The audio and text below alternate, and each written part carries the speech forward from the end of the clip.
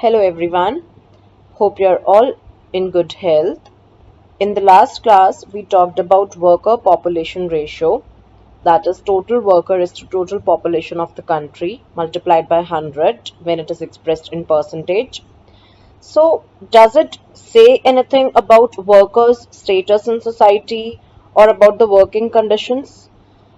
If we actually get into the insights of studying the status with which a worker is placed in an enterprise, we can know about the nature of employment in our country. That is, what kind of employment conditions people are living, people are enjoying, or people are facing. It also enables us to know the attachment a worker has with his or her job, or maybe the authority she or he has over the enterprise and over other co-workers.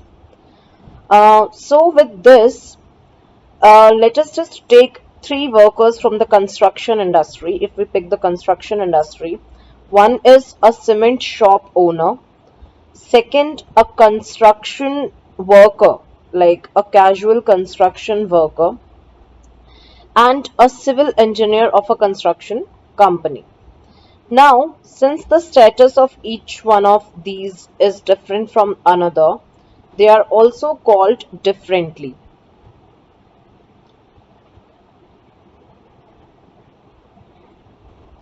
Okay, now workers who own and operate an enterprise, like they are the owners, they are the ones who are operating to earn their livelihood, they are called self-employed. In our case, who is the self-employed among the three?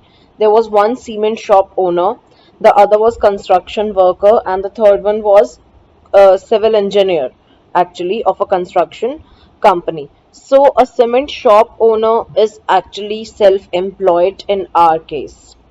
Okay, second category, workers who are casually engaged and in return they get remuneration for their work done, that is the payment for their work done. They are termed as casual workers. The word casually here means like they are not, it is no foundation that they have to be employed on a regular basis, or they cannot be dismissed by the firm just like that. They are not permanent, they can be asked to go, they can be asked to come in and start working, and even their like payment thing is not regular, income would not be regular also. So in our case the construction worker would be casual worker.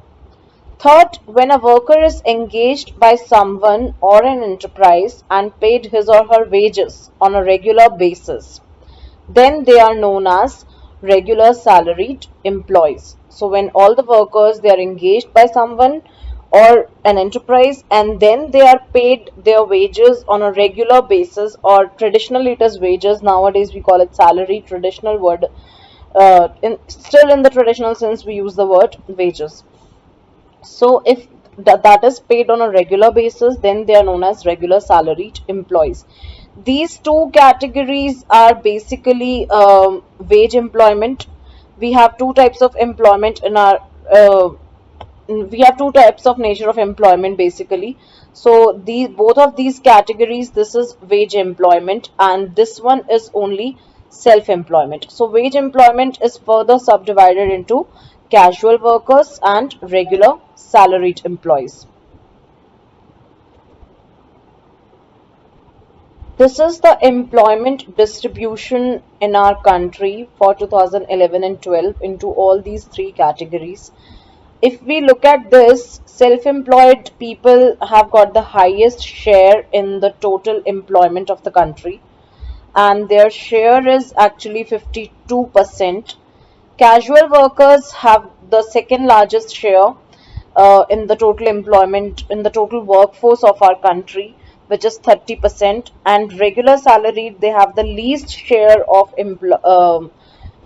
workforce in the country, which is just 18%. Not even a one-fifth of the total workforce of India is regular salaried, actually.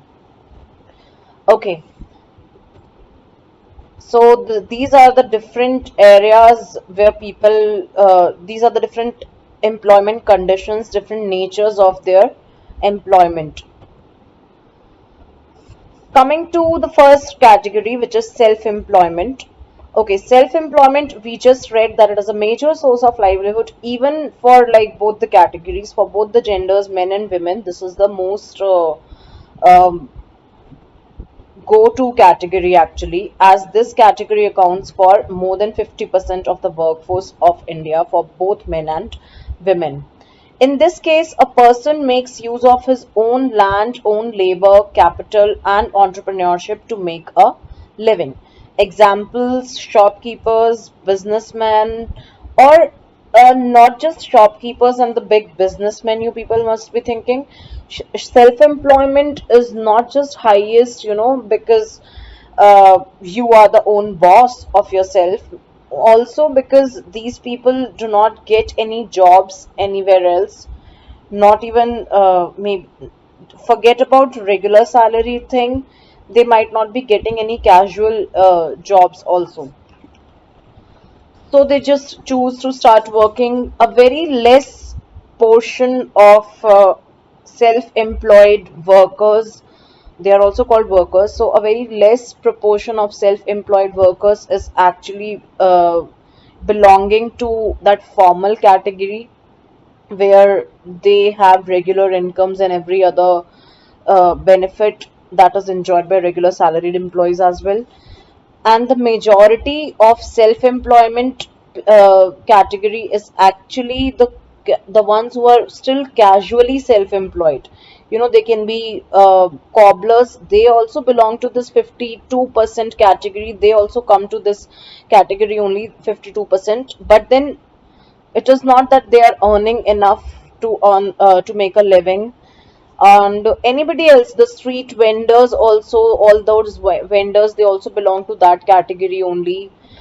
Push cart vendors and all, the people who put up roadside stalls and all, so all these categories constitute self-employed category. So it not only includes shopkeepers and businessmen, but also these standalone like cart moving stalls and all those people. Weekly markets are there we have shopkeepers, so that's not a fixed particular shop, but then it's a moving move, like moving on their wheels and all, whatever they have, whatever they put stalls on, they are also a part of self-employed category. That is why we have the largest share of self-employed workers. The diagram just says some people just love their boss, and who are they called? They are self-employed because they are their own boss, so they just love themselves. Okay, next is casual wage workers. This work is obviously, these workers, they are not hired on a permanent basis. The word itself says everything. They are casually hired. Just a second.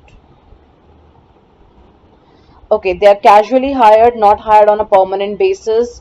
Okay, what all facilities they don't enjoy? They don't have regular income with themselves because of their irregular nature of employment. Obviously, if you're not employed on a regular basis, then your income will also not be regular.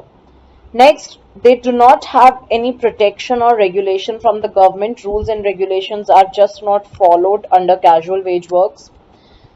Job security is not there. No such contract is signed by them that they will be working from this time period to that time period. They will not be dismissed during that time period or any other reason. No notice period is given to these people, even if the firm wants to dismiss some of them due to cost cutting or any other factor. So, no notice period is served. Next, social benefits are not enjoyed, like no, obviously no pensions and all, no gratuity at retirement, no other benefits like that, no provident fund and all. And this kind of workforce is accounts for 30% of the total workforce of our country. Casual wage workers are a part of 30% of the entire workforce of India. So you can, with this only, you can imagine the number of millions of casual wage workers in our country. And these days we are actually getting all the news about them. They are stranded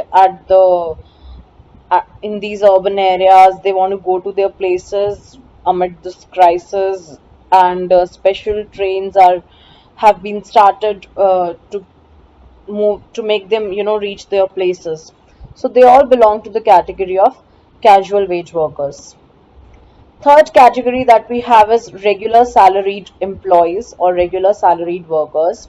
Okay, the first feature that they enjoy is they're hired on permanent basis. Their job has a permanent nature, like they cannot be fired anytime the boss wants. There has to be certain specific reason for that.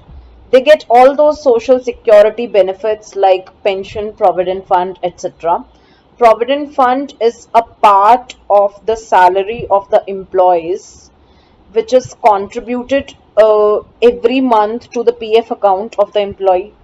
Let us suppose my PF account is there, and every month 10% of my salary is deducted, and it is going to my PF account. So in this case, what happens, the employer, that is the boss, the employer also contributes the same proportion every month from his or her side towards the employee's provident fund. So the boss here will also be contributing 10% of the amount of my salary, that is the exactly the amount I am contributing towards my PF account. And this amount gets accumulated throughout the years. It is, we cannot take them out unless and until there are some provisions under which we can. It is like some medical reasons, or wedding of the daughter and all those things.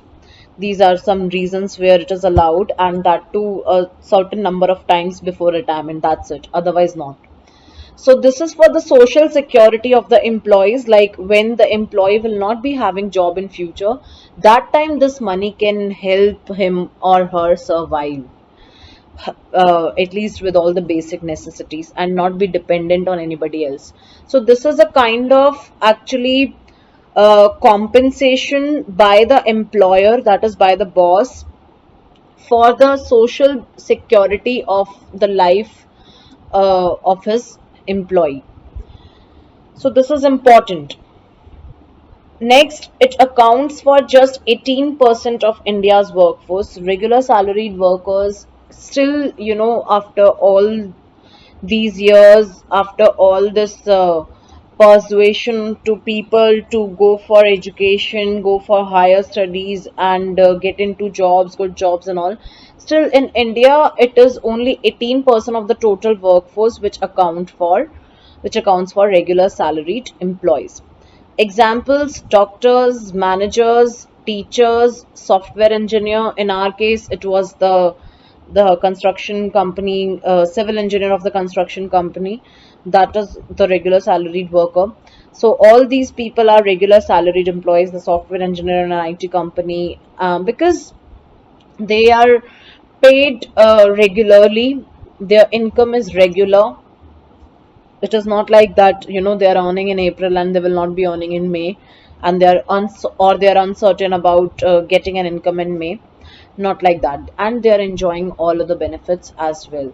So this is one particular category of employment which actually falls into formal sector, that we will come in the later parts of the chapter. So these are the features we just discussed. Okay, now let us break the distribution of the entire country, which was 52, 30, and 18, in by gender. So this is the distribution of employment by gender into the three nature of employment: self-employed, regular salaried employees, and casual wage laborers. So this is about the male workers. If you can see these vertical lines, okay, this, let us see the highest portion of the pie first.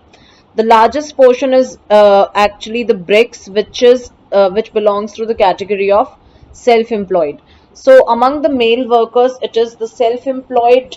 Again, we read about it also, that it accounts for the majority of the workforce in for both men and women. So even among the female self-employed workers are 56%, and among the males it is 51%. So this is the most, I would not say sought after nature of employment. It is not something like everybody wants to be self-employed. That is why it is the largest share of employment. Maybe it is also due to lack of jobs in the market, that people choose to be just self-employed, take some loans, start doing some petty job business on their own. Big or large, everybody belongs to this category actually. So this category has got even the, like, the people who are earning, who are working at the lowest level, like you may be thinking of anybody, selling, let us suppose selling colors on the roadside during holy season and all. So that person is also self-employed. And then you can think about any big industrialist or businessman who runs his or her own company. That person is also self-employed. That is why this constitutes the largest share of this pie, and it has a varied nature of income levels. Okay, among the males, the second largest category is casual wage laborers, which is 29%, and the remaining 20% belongs to regular salaried employees among the males. So 20% males in the country are regular salaried, 51% are self-employed, and 29% are casually uh, engaged workers. This you will be drawing in the register as well. Okay, coming to the female sides, female workers, amongst them 56% are self-employed females. So, they can be doing anything. Like they are weaving, they might be weaving, they might be just, get selling fishes in the market, they might be, just selling any little petty, they might be sitting on some petty shops and selling some cosmetics or any little thing. They might be just making baskets, footballs at home and serving others, but it does not constitute the housewives who are not paid in monetary sense. So we have 56% in the total workers, in the total female workers, 56% of the females belong to self-employed category, and regular salaried it is 13% only. So only 13% of the total female workers in our country belongs to regular salaried workers. And then this is 31% casual wage workers who are involved in construction work. You see everywhere construction work is there. Women are also engaged actively, and they are also contributing in the process, but they are casually employed, casually engaged in that particular activity. So this is the entire distribution of employment by gender. Let us just analyze gender-wise employment, that particular pie charts. It is a major source of livelihood for both men and women. In both the categories, it accounts for more than 50%. In the men's case, it was 51%, and the women's case, it was 56%. Casual wage worker is the second major source for both men and women, a little more so for the latter. For men, it was 29%, for women, it is 31%. And when it comes to regular salaried employment, men are found to be so engaged in greater proportion that they form 20%, whereas women form only 13%. One of the reasons could be skill requirement also, since regular salaried jobs require skills and a higher level of literacy, women might not have been engaged to a great extent. So these are also the reasons, like women have less regular salaried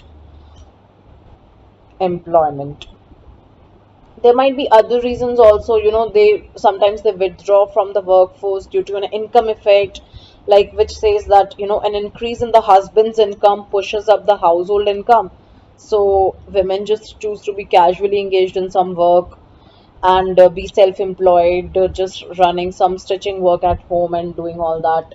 Another reason is that women's domestic and childcare responsibilities, though these responsibilities constrain them, limit them from participating in the labor market. That is why they just withdraw from the regular salary thing, because it demands good time, it demands good skills also. Sometimes, due to these reasons, they just withdraw from the workforce altogether to pursue higher education. And sometimes there is lack of good jobs for women actually in the country. For be to be a regular salaried worker, you need good options to work, but there are lack of good options, good jobs for women in our country. So that is why they just choose to be either casually engaged in some factories or any construction work or any other where they are providing labor, or to be self-employed. But there is evidence which suggests that educated women with higher skills, they are demanding better jobs in cities actually. And the few women who do participate in the urban workforce, they're increasingly employed in regular salaried jobs. Let us just classify some activities into self-employed, regular salaried, and casual wage laborers. First one is owner of a saloon. So, owner of a saloon, um, where was it? Okay.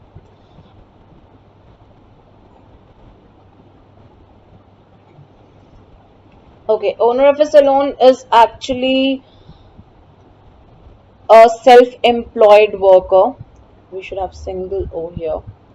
He is a self-employed worker because, yeah, because he's the owner or she's the owner. A worker in a rice mill or who is paid on a daily basis but employed regularly. So that worker is working in a rice mill. The payment is made on a daily basis but employed regularly. So obviously that person is a casual wage laborer, which is category C. Self-employed, I'm just writing S for self-employed. Next, cashier in a State Bank of India. Obviously that person is a regular salaried employee getting all the perks and benefits, everything. Typist working in a state government office on a daily wage basis but paid monthly. It's a state government office. He's paid on a daily wage basis, like the salary is decided by the daily wage basis, but he's paid monthly. This happens when actually whatever the daily wage rate is, like he will be given, let us suppose, 1,000 rupees per day. So if he has come for 20 days in a week in to the office, so that person would be paid 20,000 rupees per month. So no Sundays and nothing at all. So I don't think so that it is a regular salaried employee. Or if you have any better just reasons for this, let me know. So I am putting this category into casual wage laborers. Next, a handloom weaver, self-employed. The person is own boss. Loading worker in wholesale vegetable shop. So all these workers, they're casually engaged in this job. Their income is not regular, nothing at all, and they are paid wages for they get remuneration for the work done. Whatever they load and they transfer from this to that place, they are paid wages for that. So again, a casual wage category. Owner of a cold drinks shop which sells Pepsi, Coke, and Mirinda. So because the person is a owner, so shopkeeper, self-employed. And last is nurse in a private hospital who gets monthly salary and has been working regularly for the past 5 years. So yeah, that nurse is regular salaried employee only, because the nurse gets monthly salary. She has been regularly working for the past 5 years, and she must be getting all the other perks as well related to her job. There are some other questions as well. Economists point out that casual wage laborers, they are the most vulnerable among the three categories. Could you locate who these workers are and where they are found and why? So this I leave up to you. Just read the question again and attempt it. And for the for the question I put up in the last class, I got very few responses. Some personally on WhatsApp, some very little, just two or three on the in the comment section. So I'm still waiting for specifically boys and not to leave girls as well, for you to comment me on that particular situation I discussed with you. If not in the comment section, just reply to me. At least we will have a little chat this way. Okay. So, casual wage laborers, they are the most vulnerable among the three categories. What do you think? And could you locate who these workers are in, in your surroundings? Who do you think are the casual wage laborers? Do you think that's the most vulnerable category? Like, self-employed. Again, this is like saying that landless laborers, because they're casual wage laborers, they'll be working on somebody's land. This is like saying that landless laborers are, uh, worse than small and marginal farmers. But let me tell you, small and marginal farmers are nowhere better than the landless laborers, because they are under more debt, in fact, to arrange working capital for their small pieces of land, which is not even able to give them back the its due returns actually. So this question I leave it up to you. Can we say that self-employed earn more than the casual wage laborers or regular salaried employees? Again, same thing. So it has got both the answers.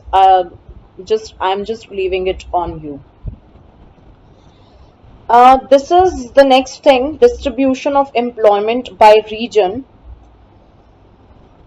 This was what we have done till now was distribution of employment by gender. This is based on region, like rural India and urban India, how many self employed we have in rural areas, and which category is maximum in rural, urban, or areas. Is it self employed or regular salaried or casual wage laborers? So we will just see this. Let's just have a little look. We'll discuss the details in the next class.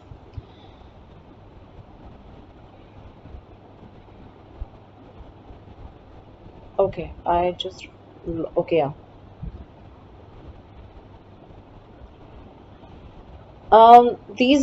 This is the pie chart for urban workers. These are the self-employed people. So again, in urban areas, we have the maximum self-employed category. Next category, see, this is actually a huge difference between urban and rural areas. Here we have 42% regular salaried employees, and as compared to 15% casual wage laborers. These vertical lines belong to casual wage laborers, the checks belong to regular salaried, and bricks belong to self-employed.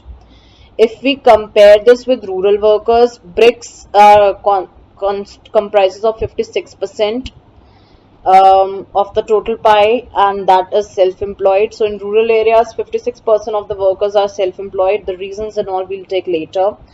9% of the category is belonging to regular salaried. Only 9% jobs in rural India belong to regular salaried employees. 9% of the total workforce in rural India. And can you know now that 70% of India's population lives in rural areas, and only 9% of that total workforce in rural areas belongs to regular salaried categories. So we still have a long way to go to create regular salary jobs, informal sector jobs in our country, and provide due benefits to everyone working in the offices or anywhere.